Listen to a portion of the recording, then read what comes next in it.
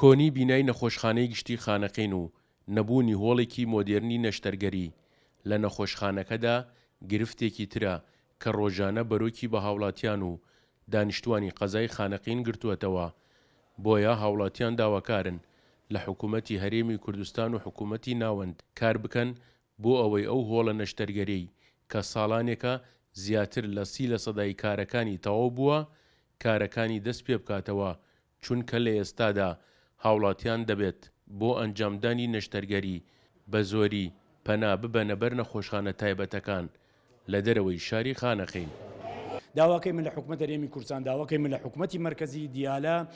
کە بانە سەرخات ئەرا ئەوەی بتوانن بینایەکی مۆدرێن تازە ئەرە شار خانەقین بکرێتەوە، چیتر هاوڵاتیان شار خانەقین و دەوروبەری نەشتەنەوە مستەشفە ئەهلیێغان عملیات بکەن و هانا بۆنە مستەشفە ئەهلیێغان. وەڕاستی خەڵکی هەست نەدارە، پارەی نییە، ناتوانێت مەعیشەتەکەی خۆی بۆ دەڕێونجا بعد هانا بۆدە مستەشفەی ئەهلی و بعدن لەناو مستەشفە ئەهلیێغان عملیات بکات. يعني مستشفى صالح عامة ناوينەوت حساوکە مستشفى نییە بووە مرکز صحی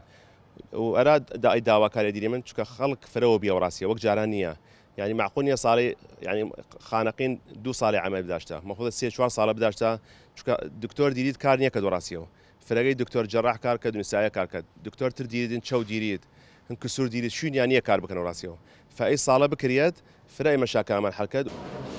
سەرپەرشتیاری بەشی نەشتەرگەری لە نەخۆشخانەی گشتی خانەقین دەڵێت نەگونجاوی و کۆنی هۆڵی نەشتەرگەری نەخۆشخانەکە ڕۆژانە گرفتی زۆری بۆ دروست کردوون،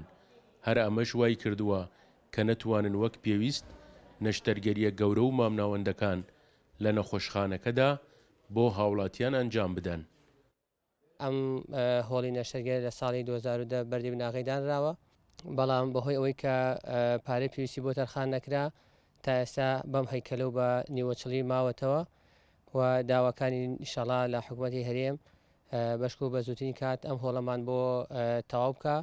لەبەرەوەی لە ئێستاە مستەشفەی خانەقین زۆر لۆدی لەسرە و بەهۆی ئەو ساڵی عملیاتی کە ئێستا ئیشی تیاکرێت شوێنێکی زۆر کۆنە، شوێنەکە لە ڕاستیە مەرجی تەندروستی هۆڵی نەشتەرگەریتیان نییە. نەخۆشخانەی گشتی خانەقین مێژووی دروستبوونی دەگەڕێتەوە بۆ ساڵی 1950 تاکە نەخۆشخانەیە لە سنوورەکەدا بوونی هەیە.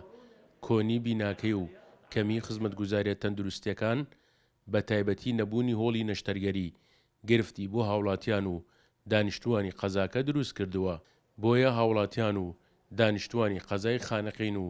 بەرپرسانی تەندروستی داوای تەواوکردنی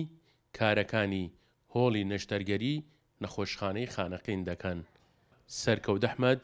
کورسات نیوز، خانەقین.